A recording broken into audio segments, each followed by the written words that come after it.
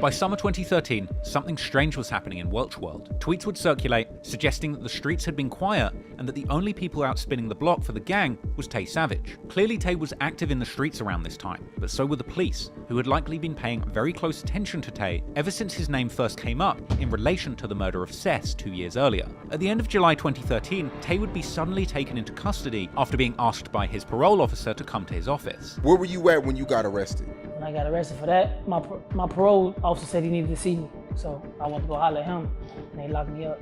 About a week after being taken into custody, on the 6th of August, Taye is revealed to be a suspect in an armed robbery and vehicular hijacking case that took place on the 16th of July. Taye and his co-defendant had allegedly approached 2 victims, telling them, "You know what this is," while displaying a handgun. They ordered the victims to the ground and went through their pockets, afterwards taking off in one of the victims' car, a 1985 Chevy Monte Carlo. One of the victims would later identify Taye in both a photo array and a physical lineup. Interestingly, this alleged robbery took place practically in the heart of Welch World, almost exactly in the middle of their supposed 40th to 43rd Street territory. Later, Taye would reveal during his Say Cheese interview that one of the victims in this case was in fact a brother of a known Chicago rapper, C. Honcho. And the people who identified you was C. Honcho's brother? He was one of the guys? Yeah. Okay, so he was like a witness type. Nah, he was a victim. A victim, my bad, a victim. Yeah, he pointed me out, saying that I poked him. The other guy that was with him was a regular civilian. He like a police officer. However, Taye's case wouldn't be considered newsworthy until November. According to police reports, on the 4th of November, when Taye was in custody, detectives would indeed take him to be interviewed regarding the murder of Sess, which would prompt Taye to ask the detectives what had taken them so long to finally come and get him. Taye would deny his involvement in the murder of Sess, but he would tell detectives that one of the theories was that Sess and Neef had killed his friend Welch. Soon after, he would invoke his right for attorney, and the interrogation was terminated. 2 days after that interview, on the 6th of November 2013, the news would report that he would officially have been charged for the murder of Sess, and his mugshot would be circulated in Chicago news articles all about the murder. After this, Taye's cases would seemingly move slowly, during which time he would remain in jail, while his friends would post on social media demanding his release. However, in March 2014, local news would suddenly report that Taye would also be charged with the murder of Neef. Once again, a police report would reveal a movie-like situation leading up to this charge, with Taye telling the investigators who came to interview him, "Guess you're right when you said you'd come back for me." Taye was then asked to identify Neef from a photo, and he would tell them that he knew Neef, but was not friends with him. The detectives would also question Taye about his tattoos, one of them involving bullet cartridges and smoke, inferring that these tattoos were hinting towards his activities in the streets. Next, an interesting episode would occur, as Taye, or Dwayne, would try to deny that he was known by any nicknames, most likely knowing that one of the things that had since the beginning tied him to the murders was his nickname Taye, as several witnesses and other sources had since the beginning of the investigation named the suspect as Taye. Things would get uncomfortable for Taye when detectives would then talk to his mother, who would probably, without realizing how such a small detail could hurt him, tell the detectives that he was indeed known by the nickname Taye. The detectives would also show Taye videos from YouTube of him participating in gang-related activities and being armed with a handgun. As far as the detectives were concerned, they had their man, so they would press forward, with Taye opting to take these murder charges to a trial, a grueling process which he would elaborate on extensively in a Say Cheese interview. Taye would explain the order of the trials, with Sess's murder trial being first, lasting for less than a week. Which trial was first, Sess or Neef? They gave me Sess. I did Sess body first. How many days did this trial last? They was quick. They was like, I think a jury trial usually be like 7 days. I think mine was like 4 days, both of them. Taye would explain how several witnesses pointed to him as the suspect, but other witnesses pointed also to other suspects, and ultimately the shooter was wearing a mask, which helped his case. The reason why they charged because they had several people pointing me out on both cases. Several people pointing me out, saying that I did it. That was with the victims. They was pointing me out saying like, yeah, he did it. You know what I'm saying? And I beat it because whoever did it had on a mask. Apparently the witnesses were the people who were with Sess in the car at the time of her murder, and they all claimed to know that Taye did it. But ultimately, since the shooter who did the murder was wearing a mask, he could not be identified. Them was the people that was with her that was saying I did it. Like, I think her sister, a few of her friends, all of them was saying they went to high school with me and everything, and they knew that I did it, you know what I'm saying? But like I say, how I beat it was because whoever did it had a mask. So you saying I did it, but how could you say I did it? Whoever did it had on the mask. However, it's worth noting that in the original suspect description, the mask was seemingly never mentioned by witnesses. Taye would tell Say Cheese that when he got his not guilty verdict, he was smiling and felt like he had been blessed. Man, I was just smiling. That's a blessing. I was just smiling. I was excited, you know what I'm saying? It's a blessing, because like I say, with that, it can always go either way. If you're innocent, if you're guilty or whatever, it still can go either way when you're in trial, because it's 12 people that's on the stand that know nothing about the law. You know what I'm saying? So it's just who tell the best story between the lawyer and the state. Despite this miraculous not guilty result, things were far from done. And according to Taye's No Jumper interview, Taye demanded a speedy trial in the case of Sess's murder. And when he beat it, prosecutors then decided to make an unusual move, bringing the robbery charges next, in the hopes that they might have time to find more evidence ahead of the Neef murder trial. I demand speedy trial on the murder.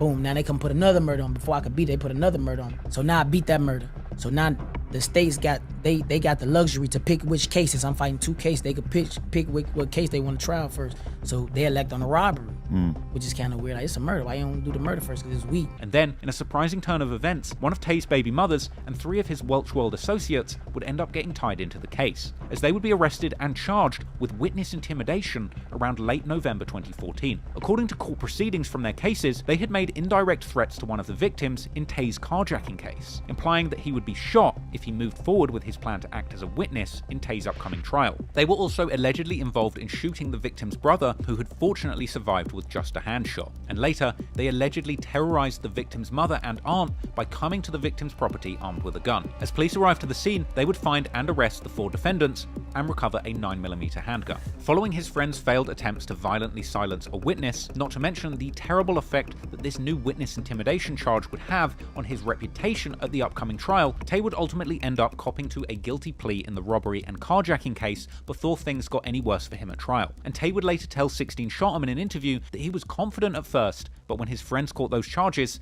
he had to change his plan. They locked my baby mama up and 3 of the guys. So I really was like, Frank, we gonna beat this. But then some of the guys got locked up for tampering with the witness, because I think like both of them got shot, both of my victims got shot, and they was trying to connect it to me. And so Frank just like, man, go on, cop out, there's too much going on. They got locked up and they get to running.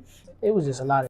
The state would seemingly make an example of Taye since they couldn't get him on the Sess murder, with the courts dealing out a monster sentence of 20 years for this robbery, despite the prosecution dropping the original aggravating factor of using a firearm. However, due to Illinois' truth in sentencing law, Taye would only have to serve 50% of his sentence, which would still take an entire decade off his life. But despite this huge sentence, Taye claimed that this was all a tactical move in his No Jumper interview, suggesting that he wanted to get that case out the way, otherwise the state might have had him waiting as many as 6 years just to face trial before he could then face his next trial for the Neef murder. So I cop out to that, so I can hurry him get that out the way, because I don't want to, stall 3, 4, 5, 6 years on the robbery. A few people saying you did that. They ain't had no on me on the robbery. They ain't had no. They said I robbed somebody, took their car. They ain't had nothing. They just had the 2 people they said I robbed pointing me out saying that I did. That's all they had. I guess that's enough to convict you.